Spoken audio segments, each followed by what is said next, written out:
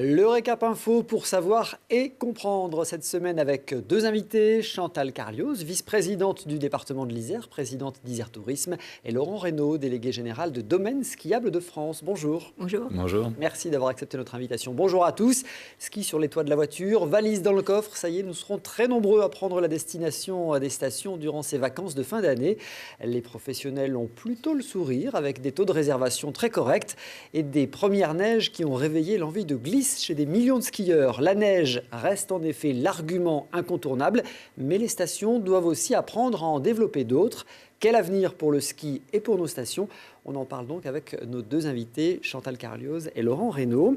On enregistre cette émission au premier jour de l'hiver, premier jour des vacances de Noël. On est donc obligé de voir un petit peu les niveaux de réservation, comment ça se passe. On est plutôt pas mal.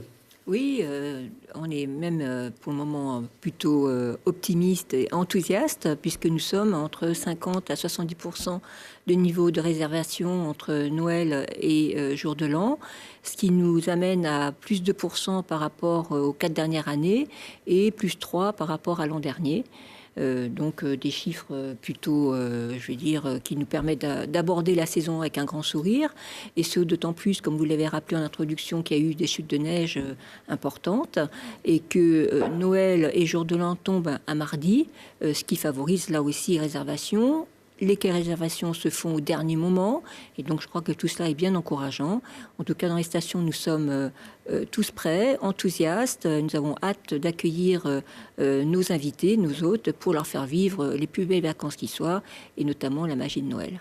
Les remontées mécaniques vont tourner à plein régime? Absolument, elles sont prêtes. On a fait tous les essais préparatifs nécessaires. Il faut savoir que pendant le cours de l'été, il y a énormément de maintenance qui est réalisée, maintenance réglementaire, ajustement, modernisation. Chaque année, en Isère, c'est entre 20 et 30 millions d'euros qui sont réinvestis dans les domaines skiables. C'est d'abord de la remontée mécanique, effectivement, avec tout un tas d'opérations de maintenance obligatoires, mais c'est aussi des nouveaux appareils. Je crois que l'Alpe d'Huez va inaugurer un nouveau téléporteur. Il y a des investissements en matière de neige de culture avec le soutien du département, avec le soutien de la région également. Tous ces investissements, évidemment, par la force des choses, se déroulent pendant l'été. Et puis ensuite, on est dans les derniers préparatifs, les embauches qui ont eu lieu, les embauches des saisonniers, puisqu'une bonne partie de la main-d'œuvre, évidemment, est saisonnière. Et là, les portes sont grandes ouvertes pour accueillir nos vacanciers. Ce début de saison, il est toujours très important. On a l'habitude de dire que c'est lui qui conditionne la suite de la saison. Oui, parce qu'on a souvent l'habitude de dire que les chiffres d'affaires se réalisent sur cette période, Noël, jour de l'an, et sur février, à tel point, on en parlera tout à l'heure sur la neige de culture. Ce sont les deux indicateurs référents pour travailler sur ce qu'on appelle la viabilité d'une station du point de vue économique et d'enneigement. Donc effectivement, Noël et jour de l'an sont une période très importante. Puis, autre élément pour avoir le sourire, c'est le calendrier. On sait qu'il est souvent très important pour les professionnels de station. Et cette année, le calendrier scolaire, le calendrier des vacances est plutôt favorable. Tout à fait. On a un calendrier traditionnel avec des vacances d'hiver qui sont entièrement sur le mois de février, des vacances de printemps qui seront pour l'essentiel sur le mois d'avril. Et effectivement, un Noël jour de l'an qui tombe à mardi. On sait que globalement, c'est favorable pour les réservations. Alors cette économie, elle est essentielle évidemment, on le sait bien ici dans le département. Quel est le poids du tourisme? On a l'habitude de dire que c'est entre 5 et 7% du produit intérieur brut du département, de l'économie du département. Oui, les chiffres sont très parlants. Dès que je suis arrivée comme présidente d'Isère Tourisme, j'ai souhaité tout de suite mesurer le poids réel du tourisme, qu'on ne le savait pas vraiment. Et donc aujourd'hui, les chiffres sont là, ils sont très parlants. 2 milliards d'euros de chiffre d'affaires générés par le tourisme en Isère, soit 23 000 emplois salariés, près de 21 millions de nuitées qui génèrent 1 milliard 200 000 euros de consommation touristique, et la montagne représente 60% de ces chiffres. Donc la montagne est effectivement le poids lourd du tourisme en Isère, mais le tourisme est aussi importante et primordial pour la montagne, puisque 53% des emplois en montagne sont des emplois liés au tourisme. Alors on évoque ces emplois, effectivement les chiffres sont colossaux. Alors là on dit 22 000 emplois directs liés au tourisme, mais enfin en station, on n'imagine pas le nombre d'emplois qui dépendent de l'activité touristique. Alors nous, en ce moment, en Isère, on embauche à peu près 2000 saisonniers. Nous, je dis, c'est les entreprises de domaine skiable. On parle de pisteurs secouristes, on parle de conducteurs d'engins de damage, conducteurs de remontée mécanique. Mais effectivement, si on englobe tous les emplois directs en station, les hébergeurs, les restaurateurs, les moniteurs de ski, on parle de 10 000 personnes chaque hiver qui sont employées. C'est quelque chose qui est tout à fait considérable. Et les dépenses en station, c'est de l'ordre de, en Isère, à peu près 1 milliard d'euros chaque année. On a une clientèle internationale qui vient nous voir, notamment dans l'Oisan, mais pas seulement, hein, également à Champs-Rousse, au Sept-Lô, à Villard-de-Lans. On a une clientèle internationale qui vient parce qu'on a été capable de professionnaliser cette manière d'aller chercher des clients essentiellement européens, bien sûr, mais on compte bien aller les chercher toujours plus loin dans les années qui viennent. Et puis il y a tous les emplois induits auxquels on ne pense pas forcément, mais c'est les mécaniciens qui travaillent sur les dameuses, c'est les comptables qui travaillent pour les stations et les remontées mécaniques, enfin tous ces emplois-là qui dépendent de l'activité touristique. Il y a la partie émergée de l'iceberg. On voit bien effectivement le pisteur secouriste comme un emploi saisonnier et typiquement touristique. Mais il y a à Grenoble et dans les vallées tout un tas d'entreprises de services qui viennent apporter les services pour ces archipels d'altitude qui sont les stations. Et tout ça est interconnecté et il y a des liens très très forts en termes d'économie. Ces dépenses touristiques, elles arrivent parce que les stations sont là et parce qu'elles proposent notamment en hiver un produit phare qui est le ski. Mais ces dépenses redescendent ensuite dans l'ensemble des vallées jusqu'à Grenoble, jusqu'à Vorep pour les remontées mécaniques par exemple, ou ailleurs chez les fournisseurs de la montagne qui sont basés plus bas. Et vous évoquiez... Oui, Chantal ? N'oublions pas de dire que, et ça a été révélé lors des JO de 68, on est encore dans le jubilé, on est en 2018, les premiers acteurs du tourisme, et ça a été révélé avec les JO de 68, ce sont les agriculteurs. 68, les JO de 68 ont fait des agriculteurs les premiers acteurs du tourisme. C'est eux qui ont inventé les premiers gîtes de France. Et aujourd'hui, ce sont des types d'hébergement et d'accueil à la ferme et autres produits du terroir qui sont très recherchés aujourd'hui par la clientèle touristique d'aujourd'hui. Ça nous permet d'ailleurs d'évoquer une autre question sur la montagne, c'est la double activité, bien souvent, que permet le tourisme l'été et l'hiver, qui permet le maintien d'emplois qui sinon seraient en difficulté, et l'emploi agricole en particulier. Tout à fait. Bien sûr, on a les 2/3 de nos pistes de ski qui sont pâturées l'été. Alors évidemment, l'hiver, il y a la neige qui recouvre tout ça, mais on sait très bien qu'il y a cette interaction avec le monde agricole qui est très forte, le pastoralisme. Et c'est vrai aussi lorsqu'il y a du VTT ou d'autres activités l'été autour de nos stations. On dit d'ailleurs qu'une piste bien entretenue et notamment pâturée conserve mieux la neige l'hiver. Absolument. En fait, on fait des efforts de reverdissement, de réengazonnement, notamment après les travaux qu'on peut effectuer sur les pistes de ski, parce qu'on sait qu'une neige qui arrive sur un couvert végétal va beaucoup mieux tenir qu'une neige qui serait sur un couvert minéral ou terreux, tout simplement. Donc, à nos heures, nous sommes nous aussi agriculteurs. Bon, alors, on évoquait des chiffres, évidemment, qui sont importants en termes d'économie. On rappelle 23 stations de sport d'hiver en Isère, une trentaine de sites touristiques. Voilà pour les principaux chiffres. Pour autant, le tourisme et le marché des loisirs deviennent de plus en plus concurrentiels. Les stations de ski doivent réinventer leur marché, un marché qui devient mature, c'est ce que disent les spécialistes, avec une fréquentation des domaines skiables qui s'effrite un peu d'année en année. Oui, on est sur un plateau, on n'est plus sur la grande période de croissance. On a eu des croissances à 2 chiffres, notamment pendant le plan neige. On a créé des stations de toutes pièces entre les années 60 et 70. Et puis, on était resté sur une tendance de croissance. Et on a connu un pic aux alentours de 2009-2010. Et depuis une dizaine d'années, on est plutôt sur un plateau aujourd'hui, avec même une légère érosion, c'est ce que vous disiez, en termes de fréquentation. Il y a donc une recherche de la part de l'ensemble des acteurs professionnels des stations en général et des domaines skiables en particulier, une recherche de relais de croissance. Alors, elle se poursuit dans différentes directions. On pense évidemment à la diversification, une diversification estivale, par exemple, des tyroliennes, du VTT. Ces relais de croissance-là sont quand même, la Cour des comptes l'a récemment souligné, compliqués parce que ce sont souvent des activités qui sont déficitaires ou qui génèrent peu d'emplois. Il y a une diversification hivernale aussi qui est tout à fait utile, nécessaire, recherchée par le touriste et donc absolument indispensable. Même sur nos propres pistes, aujourd'hui, on va proposer des concerts. Il y aura à l'Alpe d'Huez, Tomorrowland, mi-mars.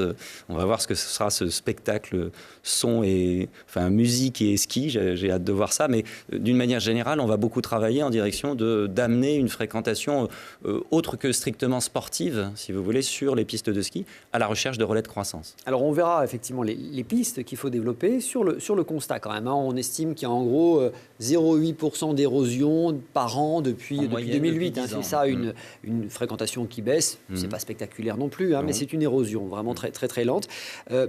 Est-ce que la concurrence est rude? On a l'habitude de dire que l'Autriche, par exemple, est la première destination neige au monde. On sait qu'il y a une concurrence entre la France et l'Autriche. La concurrence, elle est totale, et elle est totale à bien des égards. Elle est d'abord, tout simplement, la concurrence des stations entre elles, ou des stations de l'Isère avec celles, si on veut, de la Savoie ou d'autres, même si on a tous conscience que plus le gâteau sera gros et plus les parts de gâteau seront importantes, et on a tous intérêt à ce que finalement il y ait davantage de skieurs en France et en Europe. La concurrence autrichienne est très rude, c'est vrai, suisse, italienne, il y a des taux de couverture en neige de culture qui sont à peu près 2 fois plus importants en Autriche que ce qu'on constate en France. Et c'est pour cette raison que les collectivités territoriales, comme le département de l'Isère ou la région Auvergne-Rhône-Alpes, ont décidé d'accompagner les opérateurs publics et privés dans ces investissements-là. Mais quand je dis que la concurrence est totale, elle est aussi, c'est les destinations soleil, c'est tout simplement la console de jeu que vous allez peut-être offrir à vos enfants à Noël et qui forme autant de concurrence par rapport à une activité alors qui reste absolument magique et je pense irremplaçable au cœur de l'hiver, partagée avec ses amis en pleine nature, au soleil et avec des sensations de glisse irremplaçables. Mais malgré tout, c'est vrai que la concurrence, elle s'exerce aussi avec des choses qui peuvent être directement consommables chez soi ou en bas de chez soi. Et là-dessus, notamment chez les jeunes, il faut vraiment qu'on fasse des efforts pour rester très accessible et rester dans le radar. Chantal Carlioz, la concurrence de la station de ski, c'est quoi? Laurent Reynaud évoquait notamment la destination soleil. On sait que parfois, c'est bien moins cher de partir une semaine au soleil que de partir une semaine à la montagne. C'est vrai. Néanmoins, en termes de prix, en plus avec le climat international qui s'est un petit peu stabilisé, quoique les dernières annonces nous laissent un peu craindre le pire, il y a eu effectivement une reprise de voyage vers les destinations de soleil, y compris en hiver. Et pourtant, quand même, la crise est là. Et notamment au niveau des stations, on a 60% de nos lits qui sont des résidences secondaires. Et moi, j'ai complètement changé mon discours concernant les résidences secondaires, qui aujourd'hui, du fait de la crise, du fait aussi de l'évolution de la clientèle, où la cellule familiale se resserre, l'envie de se retrouver est importante. Et donc, malgré cette concurrence qui existe. Néanmoins, moi je le constate, il y a un resserrement, une envie de revenir sur des fondamentaux, de réoccuper les résidences secondaires, ce qui font que c'est une très très belle clientèle, parce que d'abord c'est une clientèle entre guillemets captive, parce qu'une fois qu'elle est là, eh bien elle consomme sur place. C'est une clientèle fidèle qui apprécie la station et ce qu'elle peut offrir. Et enfin, c'est une clientèle citoyenne, c'est-à-dire qu'on voit de plus en plus, surtout en été, des résidences secondaires qui s'impliquent dans différents événementiels en tant que bénévole. Et je crois que là, c'est du gagnant-gagnant pour tout le monde, et pour nos amis vacanciers et pour la station. C'est effectivement un discours assez nouveau. On a souvent critiqué ces fameux lits froids, qui étaient des lits rarement occupés. Et là, vous me dites, ces résidences secondaires, elles peuvent nous aider à avoir des lendemains plus heureux. Oui, et peut-être qu'on va parler tout à l'heure des défis qui se posent aux stations, parce qu'on focalise beaucoup sur la neige de culture, mais il n'empêche que les émetteurs de CO2 en station, ce n'est pas le ski, c'est d'abord la voiture, à 57%. Donc on pourra revenir tout à l'heure pour voir comment nous travaillons sur ce sujet. Et ensuite, ce sont les hébergements qui datent souvent des années 70, qui sont des véritables passoires énergétiques. Et donc, nous sommes en train de travailler en Isère sur l'immobilier de loisirs.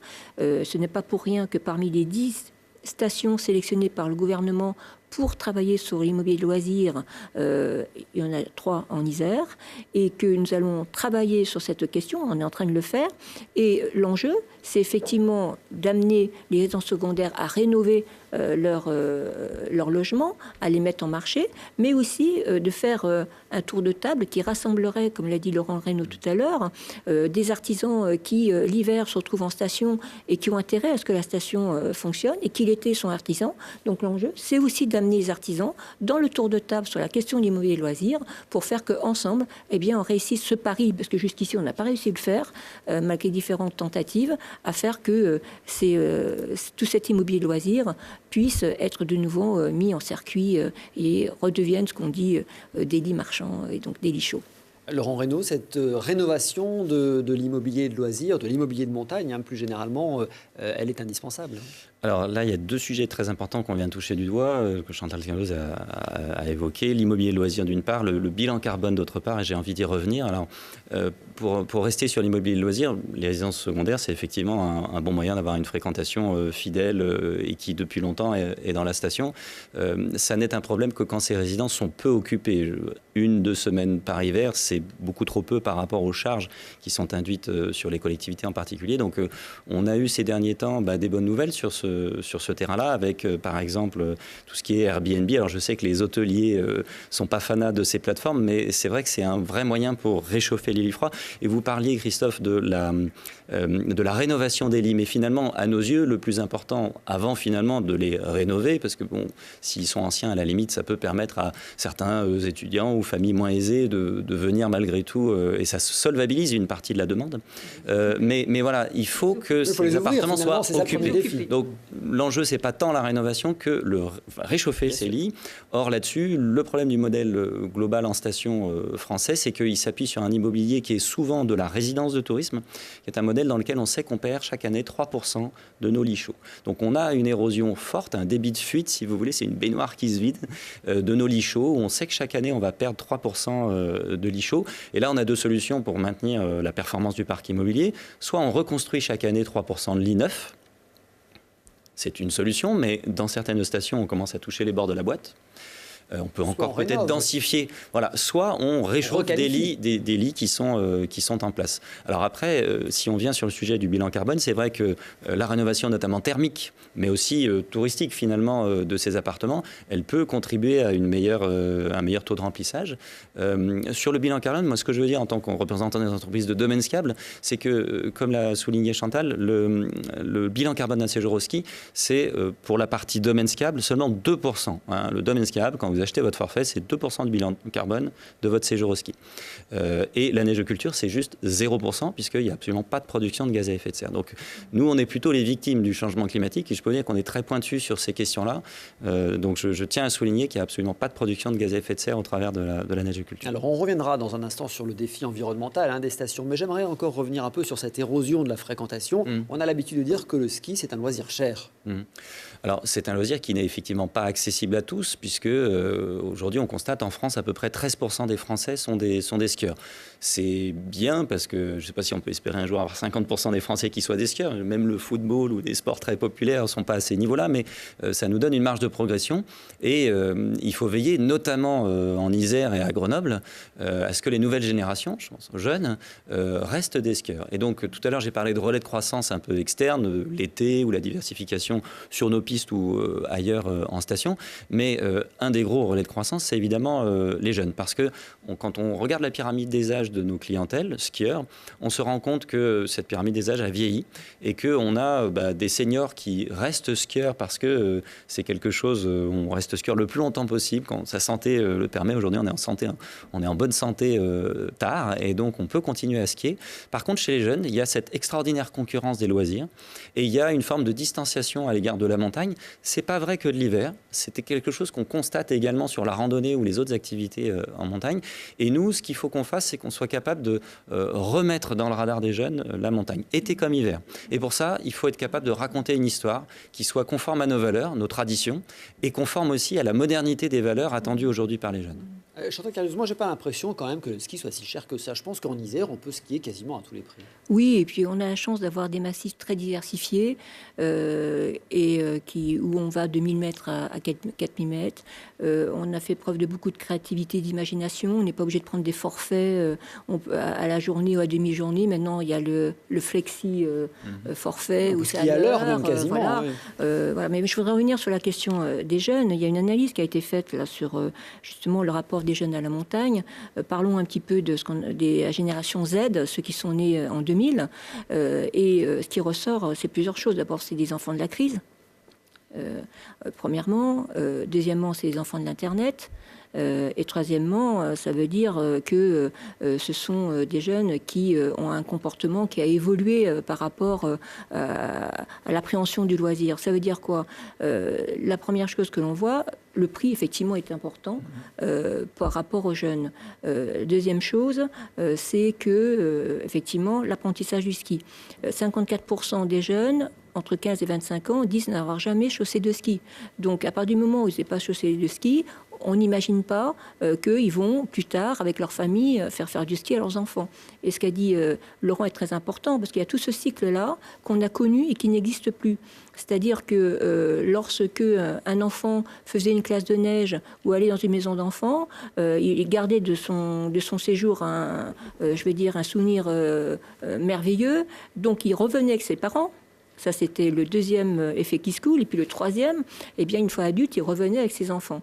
Dans ma station et dans mon territoire, on ne compte pas le nombre d'adultes qui reviennent à Villard-de-Lans dans le Vercors parce que ils ont été dans une maison d'enfants. Ils ont appris à skier ici. C'est pas pour rien que Villard-de-Lans, paradis, est appelé paradis des enfants. Donc, cela n'existe plus. Donc, il faut effectivement faire revenir les jeunes, réanimer, réasseoir les classes de neige. Donc, on s'y applique avec l'Association des maires de station au niveau national, parce que le gros frein, c'est notamment le transport. Réasseoir les maisons d'enfants. Et donc, à Isère Tourisme, on travaille avec, il y a à peu près une cinquantaine de maisons d'enfants en montagne pour les aider à remettre en place une offre. Donc, travailler sur le prix. Travailler sur le retour, reconquérir la jeunesse et la faire revenir à la montagne. L'Isère, 63 000 collégiens, donc on vient de signer, Laurent pourra en parler aussi, avec les remontées mécaniques et le département pour faire que les collégiens puissent reconquérir, repartir à l'assaut de la montagne. On voit que c'est une stratégie à moyen terme. Il faut préparer aujourd'hui les skieurs de demain. Il faut que l'offre s'adapte aussi aux jeunes, parce que comme c'est des enfants de l'Internet, c'est le zapping. Et donc, ils ont une pratique de loisirs très fractionnée. La journée, à faire toute la journée du ski, c'est fini. Donc, il faut leur proposer plusieurs choses. Et pour eux, en plus, les vacances, c'est des vacances à plusieurs. Donc, il faut que ce soit festif, que ce soit diversifié. Il faut que, comme ils disent, avoir le truc qui fasse qu'il puisse passer des bonnes vacances. Laurent Reynaud. Oui, nous sommes les acteurs de cette, tous ensemble, de cette reconquête auprès des jeunes. Et je voulais dire ce que Chantal a rappelé, c'est-à-dire qu'on vient de signer il y a seulement quelques jours pour les collégiens, cette convention.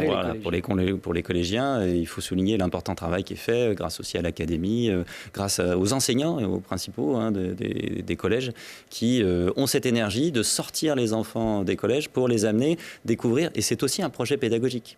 Parce que la culture du ski, c'est aussi la culture de notre identité, nous, à Grenoble et nous, en Isère. Autre défi, effectivement, les séjours plus courts que vous avez évoqués, des réservations plus tardives via Internet. Voilà autant de défis qu'il faut relever. Et les professionnels doivent réfléchir à ces nouveaux modèles. En Isère, d'ailleurs, un programme a été lancé pour inventer la station du futur. La station de ski, finalement, qui doit devenir une station de montagne. Tout à fait. Alors, d'abord, la station du futur s'inscrit dans une double logique. La première, c'est que nous sortons du jubilé des Jeux de 68, premier coup de projecteur sur les stations, premier jeu d'hiver moderne, avec la retransmission pour la première fois en couleur. Donc, l'Isère se doit de rester innovante. Donc, le futur s'invente ici en Isère. Voilà. Et que ce soit la montagne qui en soit le porte-drapeau, c'est tant mieux. Alors comment on fait C'est un beau slogan, mais comment on fait? Et deuxième démarche, c'est que cette démarche s'inscrit dans une démarche plurielle. D'abord, quand on parle de la station du futur, on se projette sur 2030, 2050. Ce qui n'empêche pas qu'on travaille sur la diversification. Vous avez parlé tout à l'heure de la diversification. J'aimerais quand même rappeler que 70% des subventions accordées par le département à la montagne, ces 70% sont consacrés à des projets de diversification. Les résultats sont là, puisque cet été, en termes de fréquentation estivale, le département d'Isère est le seul département d'Auvergne-Rhône-Alpes avec le Rhône avoir vu sa fréquentation progresser, plus 2,2% pour ces nuitées pour l'Isère contre 2,6% pour le Rhône. Donc, on se projette dans le futur, oui, mais on travaille sur la diversification et on travaille sur le court terme. Alors, sur la station du futur, ce que je voulais dire, c'est que la volonté que nous avons, c'est certainement pas de faire une maquette, ni de faire des conférences, et encore moins faire une étude. Parce que quand on parle de station du futur, de quoi parle-t-on? Quand on parle de montagne, est-ce qu'on parle d'une montagne à 1000 mètres, à quel mètres? Donc il faut déjà se mettre dans une position ouverte et participative. Par rapport à cela, nous avons fait plusieurs leviers. Au niveau de la méthode, c'est que nous avons eu une méthode consultative. On a interviewé des entreprises du cluster montagne. On a fait travailler 70 experts pendant 5 jours. Et on a consulté aussi les Isérois et Iséroises tout le long de l'été avec le Dauphiné libéré. Donc toute une démarche qui s'inscrit et qui projette la montagne avec les envies, les perceptions, les rêves que... Alors Chantal Carlios, moi j'ai bien compris tout ça. La méthode, j'ai bien compris. Mais il en ressort quoi? Du coup, quelles sont les typologies de stations qu'on aura dans une quinzaine d'années? Non, mais c'est important de dire la méthode quand même. C'est des nouveaux positionnements, c'est ça? Oui, mais c'est surtout que par rapport à la méthode, on s'appuie sur la diversité de l'Isère, qui a 4 massifs. On plante notre laboratoire, notre logique d'expérimentation sur les 4 massifs. Et à l'intérieur de ces 4 massifs, on va faire fonctionner 5 stations qui vont être les démonstrateurs de différentes thématiques qu'on a mis en exergue grâce au travail et la méthode que j'ai signée précédemment. Donc on a 5 typologies qui sont ressorties et qui correspondent aux attentes et aux perceptions du client et de l'usager. La première, c'est la station douce, et c'est la Chartreuse qui a choisi ce positionnement. La deuxième, c'est la station pleine loisirs, c'est l'Alpe d'Huez. On devine pourquoi, qui a choisi ce positionnement. Ensuite, nous avons la station sportive, les Deux Alpes, la station high-tech ou Smart Resort, qui est Champs-Rousse, et enfin la station pleine énergie, Villard-de-Lans et Autran. Donc, vous pourriez me dire, toutes les stations pourraient être tout cela à la fois, bien évidemment. Mais par contre, ce qu'on a voulu faire pendant 2 saisons, donc on va le lancer, c'est qu'il faut amener des démonstrateurs innovants qui puissent marquer ces positionnements. Voilà. Alors, par exemple, moi je veux un exemple, je veux qu'on soit très concret. Villard-de-Lans, vous me dites une station bien-être, santé. Ça veut dire, vous allez développer quoi? Je rappelle que vous êtes aussi maire de Villard-de-Lans. Je sais que vous êtes toujours très pressé, journaliste. Non, mais je veux des exemples. Ça veut dire quoi? On ne peut pas avoir une démarche qui se veut expérimentale et à moyen terme, et déjà, avant que ce soit démarré, nous demander ce que ça va être. J'ai bien dit que ça va fonctionner sur 2 saisons d'hiver, 2 saisons d'été, et ça va démarrer. Nous sommes en train de faire le tour des stations. Alors, quelques exemples. Il ne faut pas non plus s'attendre à des innovations qui soient que des investissements. On a des innovations en termes de gouvernance. L'Alpe d'Huez, qui aujourd'hui a complètement le défi de Tomorrowland à relever, travaille. J'étais à l'inauguration du deuxième hôtel 5 étoiles dernièrement. On en a parlé. Ils sont tout un travail sur la nouvelle gouvernance à instaurer en station entre le public et le privé, c'est-à-dire comment on draine à travers cette manifestation qui est un mode de diversification par rapport au ski, c'est une alternative au ski, comment on amène les acteurs de la station à s'impliquer et à financer cette manifestation. Voilà, première innovation, la gouvernance. Si vous ne donnez pas des exemples concrets, Chantal Carlios, je vais vous relancer jusqu'à la fin. C'est très concret. Non, mais c'est très concret. Je veux un truc grand public. Ah, mais c'est très concret, la gouvernance. C'est très concret. Le deuxième exemple sur lequel on travaille, mais je ne voudrais pas non plus dire les choses si elles ne se réalisent pas, mais pour le moment, on est sur des pistes. Par exemple, qui dit chartreuse dit forcément plante. Et la chartreuse a imaginé de travailler sur les types de plantes qu'on pourrait utiliser pour mieux végétaliser les pistes et mieux retenir la neige. Mais est-ce qu'ils vont retenir cette logique-là? Parce qu'ils ont une autre logique, c'est aussi un système hybride outdoor et indoor, c'est-à-dire qu'on puisse aller dans ce lieu à la fois pour se préparer et faire des activités physiques, mais on peut revenir pour récupérer. Donc on est à la fois sur la montagne douce, mais aussi sur la montagne pleine d'énergie. C'est un bon exemple parce que ça montre aussi quand même que cette réflexion, elle donne des lieux, des pistes sur l'innovation. Sur l'innovation, c'est bien ça l'idée. Donc sur la gouvernance, sur des équipements, les Deux Alpes, ils sont en train de travailler sur un cheminement pour conquérir le glacier à vélo. La Champs-Rousse, ils sont en train de travailler sur un logiciel qui permettrait d'avoir tous les éléments qui permettraient de connaître tous les moyens de transport pour aller à Champs-Rousse, que ce soit Blablacar, que ce soit les lignes régulières, que ce soit les ski-lignes, que ce soit l'autopartage, etc. Pour illustrer la station Voilà. hyper connectée. Villard-de-Lans, on est en train de travailler sur l'immobilier de loisirs, on est en plein sur l'énergie, en termes d'innovation sur ce sujet. On est en train de travailler sur le VAE, vélo et assistance électrique. Ah ben voilà des exemples concrets. Oui, mais si Voilà. vous voulez, c'est des sujets qui demandent aujourd'hui à être lancés et qui seront lancés dans les semaines qui suivent. On a évoqué le défi numérique. Comment les opérateurs de remontée mécanique, les domaines skiables, s'emparent de cet impératif maintenant de la station connectée? Alors, tout ce qui est digital, il y a deux volets. Il y a un volet interne que les gens ne voient pas, c'est toutes les coulisses du domaine skiable, où évidemment une grosse partie de l'exploitation, que ce soit le pilotage des engins de damage par GPS, ou le pilotage des installations de neige de culture avec des logiciels qui sont aujourd'hui très développés, ou le monitoring des remontées mécaniques, tout ça est aujourd'hui très digitalisé. Les outils que nous utilisons sont très digitalisés. Et puis, il y a évidemment la partie plus visible du grand public, c'est-à-dire dans quelle mesure le digital peut augmenter l'expérience de nos clients sur nos domaines skiables. Il ne s'agit évidemment pas de remplacer l'expérience. Nous, ce qu'on vend, c'est du grand air et c'est des plaisirs, des virages dans la neige. À partir de là, il faut quand même que, en particulier, des informations puissent être véhiculées à la bonne personne au bon moment. Si tel secteur connaît une plus basse fréquentation et qu'il y a moins de queues, on peut peut-être orienter les gens dans cette direction. Proposer le Wi-Fi, évidemment, sur nos installations de remontée mécanique, pour permettre à nos clients de continuer à partager avec leurs tribus sur les réseaux sociaux. Là, il y a évidemment un volet très important du digital. Et ce que je voulais dire par rapport aux stations d'avenir, et nous, on a été acteurs, contributeurs de cette vaste réflexion qui a débouché sur un beau projet, il me semble, c'est que la station d'avenir sera effectivement une station de montagne et non plus une station de ski, mais sera aussi une station dans laquelle il y aura du ski. Et ça, on en est sûr pour deux raisons. La première raison, c'est que ce qui fait venir les gens en hiver, c'est le ski. Là, les domaines skiables sont ouverts et donc la fréquentation va pouvoir affluer. Mais si vous fermiez les domaines skiables, vous verriez qu'il y aurait beaucoup moins de fréquentation dans les stations. Et la deuxième raison pour laquelle on est confiant que la station du futur soit également une station du ski, mais pas que, c'est que, et ça c'est une étude que Isère Tourisme a elle-même révélée il y a quelques jours seulement, j'étais présent à la restitution de cette étude, c'est le Centre d'études de la neige au sein de Météo France, IRSTEA, KPMG pour le volet économique et puis un cabinet environnemental qui s'appelle Naturascope, je crois, qui ont examiné à horizon 2050 quel serait l'état de l'enneigement sur les domaines skiables de l'Isère, grands, petits et moyens, et quelle serait la capacité des structures supports, publiques ou privées, à supporter l'effort d'enneigement de culture.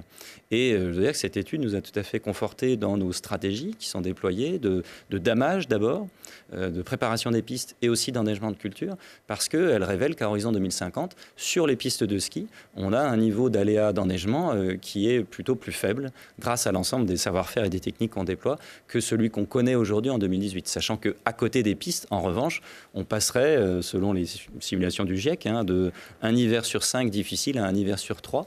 Mais sur la piste de ski et donc pour le domaine skiable, une capacité à proposer encore très longtemps de la glisse et du plaisir à nos clients. On va évoquer effectivement le travail de la neige qui est essentiel. Vous me confirmez du coup que la neige, parce qu'on a beaucoup parlé de diversification, d'activités nouvelles, etc., vous me confirmez que finalement, quand même, on va en station l'hiver, essentiellement pour la neige et pour le ski. Il faut surtout pas opposer diversification et ski. En fait, les deux sont des compléments naturels et obligatoires l'un de l'autre. C'est-à-dire que si vous enlevez le ski dans une station comme Villard-de-Lans, vous allez avoir très peu de monde qui va venir vous voir en janvier, en février, en mars. Même si on propose, je ne sais pas moi, des espaces aquatiques ou autres choses qui seront révélées bientôt par Madame le maire. Inversement, les activités de diversification... Le slogan, Laurent Reynaud, est moins violent que celui que vous me disiez il y a quelques années. Sans le ski, tout est fini. Le tout ski est fini. Et sans le ski, tout est fini. Non, c'est d'une brûlante actualité, au contraire. Il est encore d'actualité. Bien sûr, le ski reste le socle. Mais on ne peut pas opposer les deux. Nous-mêmes, opérateurs de remontée mécanique, opérateurs de domaine skiable, on a besoin qu'il y ait dans la station d'autres activités. Parce qu'à partir de 17h, les gens, ils font quoi? Si on ne leur propose pas, un jour où il fait mauvais, si madame ne skie pas, ou le petit dernier, il est là. Il faut bien que tout le monde puisse s'amuser en station. Et donc, cette capacité à proposer un complément à l'activité ski, elle est absolument indispensable parce qu'elle est souhaitée par le client. Mais ça ne veut pas dire que ces activités-là pourraient attirer du monde en hiver. Justement, moi, je voudrais quand même rassembler 3 éléments quand on parle de la neige de culture. Donc, effectivement, le travail sur la station du futur, à aucun moment, il n'a été question de neige de culture, tout simplement parce que ça paraissait logique que le ski faisait partie intégralement de la station du futur. À aucun moment, ça a été un sujet de débat. Pourtant, il y avait la FRAPNA, il y avait Sur cette question, oui, sur la neige de culture, ça fait débat quand même. Oui, alors justement, on va en parler. Mais justement, revenons sur la neige de culture, qui est un sujet extrêmement sensible, voire émotionnel. Mais néanmoins, rappelons trois choses. D'abord, le client. 5 200 000 visiteurs en Isère, 60% qui viennent de montagne, ils viennent pour skier. Le client, c'est lui qui décide. Ensuite, on a parlé entre 8 000 et 10 000 emplois. Donc ne sacrifions pas le long terme, le scénario du réchauffement 2030-2050, au court terme, où vous avez des 10 000 personnes qui attendent le salaire qui tombe là, à la fin du mois. Ils attendent pas. Donc voilà. Donc, 1, le client. 2, la transition écologique, mais aussi la transition sociale. Il faut faire quelques virages avant d'arriver à faire en sorte que la diversification égale en termes de chiffre d'affaires et en termes d'emploi le chiffre d'affaires du domaine skiable et du ski. Et troisièmement, le plaisir. Moi, ce que je souhaite du fond du cœur, j'en ai pas encore, mais j'espère que mes petits-enfants connaîtront le plaisir de la neige et du ski et de la glisse. Je crois, n'oublions pas cela, ne reléguons pas le ski à un débat où... il y a toujours une menace qui plane sur le domaine skiable et on en oublie à l'essentiel, qui est une fantastique manière de vivre la montagne, office à la fois pour ceux qui y vivent, mais pour ceux aussi qui viennent en vacances. Et vous nous disiez tout à l'heure, en France, en termes d'équipement de neige de culture, on est très en retard par rapport à l'Autriche, par exemple. On est en retard, notamment du fait de cette très forte sensibilité émotionnelle. Je pense que Chantal a eu le mot qui convient. Il faut avoir en tête que la neige de culture n'induit pas de pollution, puisque évidemment, c'est seulement de l'eau mélangée à de l'air, et on provoque un brouillard givrant et ça retombe au sol et ça fait des billes de glace. Voilà. La question, elle est sur la ressource en eau. Mais alors, 2 choses sur la ressource en eau. D'abord, lorsque la neige qu'on a fabriquée fond, elle se réinfile dans les sols et elle est rendue au cycle naturel. Et la deuxième chose, et ça aussi c'est une des données de sortie de cette excellente étude qui a été réalisée, donc encore une fois par le Centre européen, Centre d'études de la neige, l'IRSTEA et Naturascope, ce cabinet environnemental, il nous dit qu'à horizon 2050, il n'y a pas de difficulté, il n'y a pas de conflit d'usage à craindre du fait de ces ressources en eau qui sont partagées évidemment pour l'ensemble des usages. L'eau potable toujours prioritaire, les usages, alors, il y a de nombreux usages, industriels, agricoles. La neigeculture fait partie des usages. C'est un petit usage. Et aujourd'hui, on a cloisonné nos ressources avec le plus souvent des retenues d'altitude. Là, à l'image, on voit effectivement la construction d'un lac collinaire, donc d'une retenue d'eau qui sert à emmagasiner de l'eau l'été pour l'utiliser l'hiver pour faire de la neige de culture. Oui. Ça demande quand même des équipements importants. Absolument. Et d'ailleurs, se posera la question de la capacité à suivre le rythme de ces investissements. Mais si on dit que le ski est aussi un sport cher, c'est aussi parce qu'il faut faire ces investissements pour proposer du ski.